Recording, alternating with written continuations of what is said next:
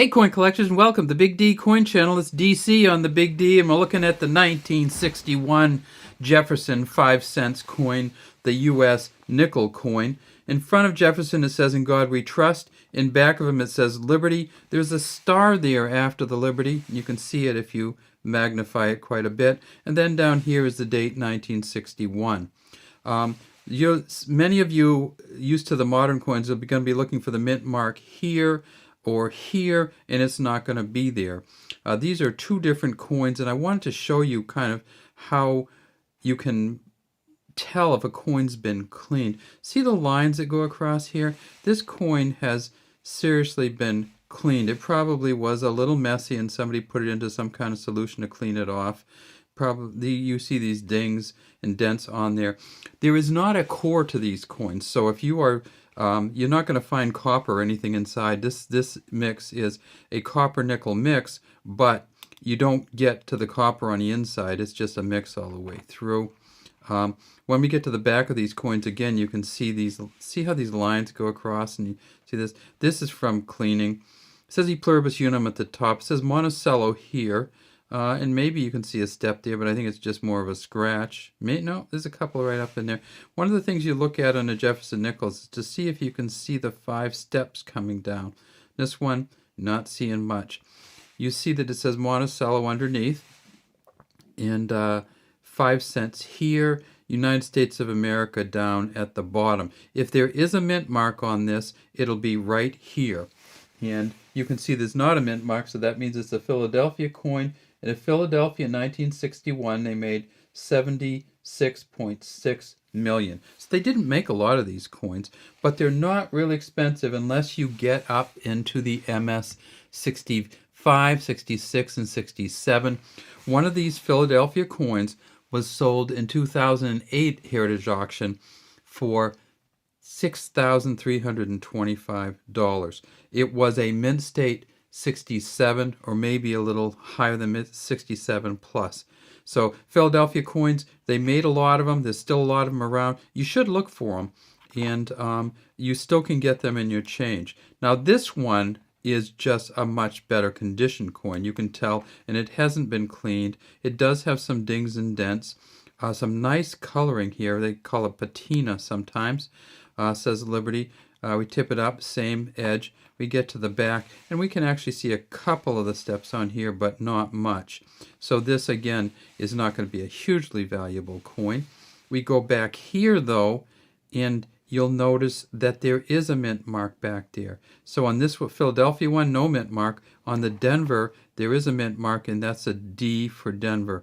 And again, this coin is really good. It's just that the steps aren't very good. If we tip it up, we see the lettering is just pretty fine all the way around for a coin that's 70 years old.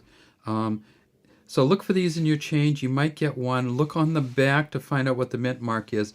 Now, they did used to have an S mint mark on these, and for general circulation.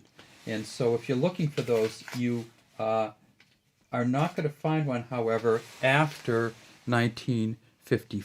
So 1954, last year that they made the general circulation S mint mark coins, and there's a 1954 S. I say last year, but you always look at your 1955 pennies and nickels. The 1955 nickel has a D over an S in 1955 because they weren't making the S's that year, but they still had some S's that they minted, and they printed a D over the top. So 1954, last year the S's. 1961, no S's, just Philadelphia or Denver mint coins. When you look for these, you also should know that there was a proof set made in 1961. In 1961, they made 3 million proof sets. They cost about $2.10 originally when you bought them then, and they're worth about $25 now. So it's not a huge year in terms of, it's one of the lowest years for mint sets prior. For some reason in 1961, the mint sets, the numbers went up. So they went from 1.6 million and 1.1 million in 1960 to 3 million in 1961. So the number of mint sets went way up, and so the value has gone down just because so many more people have them. If there's 3+ million of these out there, 3.2 million, they are not going to be very rare. When you want to get one of these coins and you want it to be really valuable, when you look at the mint sets, you'll see that they have the steps on them. Often they have the full steps on them, but remember that a proof set or mint proof set is not the same rating scale. A mint proof set is going to be a PR 65, and those are quite different in value.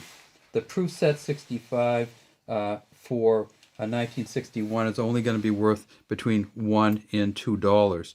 That's not the expensive coin in 1961. The quarters, half dollars, and dimes are, because those in 1961 were still silver.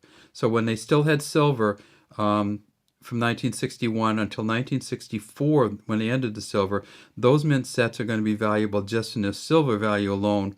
And that's why you get around $25, because when you start talking about the half dollar of 90%, and that was a Benjamin Franklin half then, of course, the quarter, the Washington quarter, which was 90% silver, and the dime, which is 90% silver, you get some silver value of $10 to $12 just in silver alone.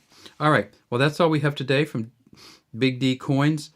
Please feel free to subscribe to our channel and leave any comments you might have in the Big D comment section.